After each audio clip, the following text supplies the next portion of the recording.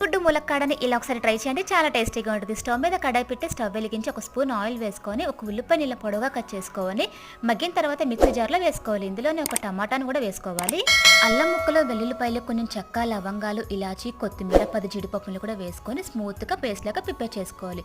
కొడుగుడ్లకి ఇలా మధ్యలో ఘాట్లు పెట్టుకోవాలి. స్టవ్ మీద ఒక స్పూన్ ఆయిల్ వేసుకొని కొంచెం సాల్ట్, కొంచెం పసుపు వేసుకొని ఎగ్స్ని ఫ్రై చేసుకోవాలి. అదే కడాయిలో 2 స్పూన్స్ ఆయిల్ వేసుకొని మనం ప్రిపేర్ చేసి పెట్టుకున్న పేస్ట్ని కూడా వేసుకొని ఒక 2 మినిట్స్ ఫ్రై అవ్వాలి. ఇందులోనే ములక్కడను వేసుకొని ఒక బిర్యానీ ఆకుని వేసుకొని మొత్తం ఇలా మగ్గనివ్వాలి. ఇందులోనే 1 స్పూన్ కారం, కొంచెం ధనియాల పొడి, కొంచెం గరం మసాలా కూడా వేసుకొని మిక్స్ చేసుకోవాలి. చిన్న గ్లాస్ నీళ్ళని కూడా వేసుకోవాలి. సాల్ట్ని అడ్జస్ట్ చేసుకోండి.